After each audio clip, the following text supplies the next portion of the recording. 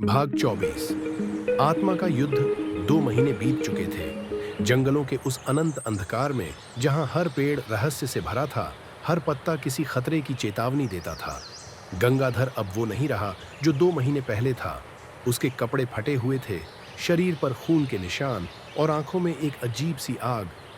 वो आग जो सिर्फ एक बात कहती थी, अब कोई मुझे रोक नहीं सकता।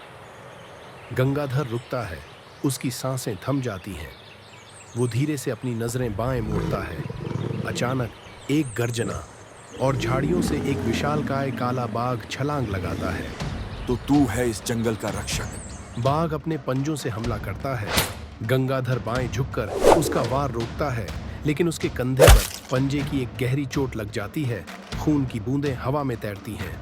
गंगाधर पलटवार करता है, उसकी मुट्ठी हवा को चीरती हुई बाघ की गर्दन तक पहुंचती है, पर बाघ उसकी पकड़ से फिसल जाता है और पीछे हटकर फिर से गरजता है। बाघ झपट्टा मारता है और इस बार गंगाधर गिर जाता है। उसके सीने पर पंजे गड़ जाते हैं। वो दर्द से चीख उठता है, मगर उसकी आंखों में डर नहीं, हाँ जी, बस गुस्सा था। वो धीरे धीरे उठता है।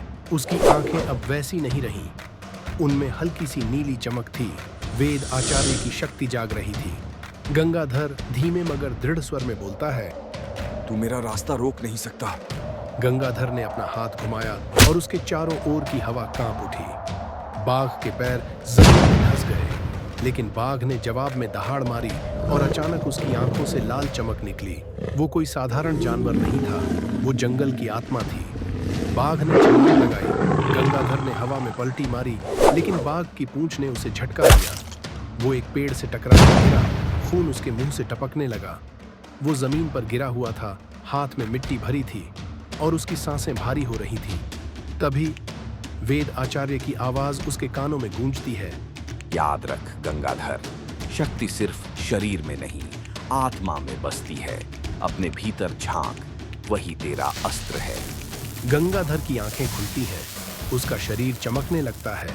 उसकी हर नस नीली रोशनी से भर जाती है। वो बिजली की तरह उठता है। उसका वार इतना तेज कि हवा फट जाती है। बाघ पीछे फेंका जाता है। टूटकर गिरते ही जमीन कांपती है। बाघ फिर आता है, पर इस बार गंगाधर नहीं हटता। वो सीधा आगे बढ़ता है। उसकी हथेली बाघ की छाती पर लगती है और अचानक बाघ का शरीर पत्थर बनकर बिखर जाता है। गंगाधर घुटनों पर गिर जाता है। उसके शरीर से भाप निकल रही है। उसकी हथेली जल चुकी है, लेकिन उसकी आंखों में अब चमक थी। एक और परीक्षा पूरी हुई। अब मैं अगले सितारे के करीब हूँ। जंगल शांत हो गया था, पर गंगाधर के भीतर का तूफान अभी शांत नहीं हुआ था। वो जानता था, यह तो बस शुरुआत है। अब उसे जिनसे सामना करना है, वो न जानवर हैं, न इंसान, बल्कि वो हैं आत्मा के राक्षस। क्या गंगाधर अगले सितारे तक पहुंच पाएगा, या जंगल की आत्मा उसे निगल जाएगी? जानिए अगले भाग में, आत्मा का युद्ध जब भीतर का राक्षस जागा। जानने के लिए हमारे YouTube चैनल को सब्सक्राइब जरूर करें ताकि आपको हमारे अगले भाग का अपडेट तुरंत मिलता रहे।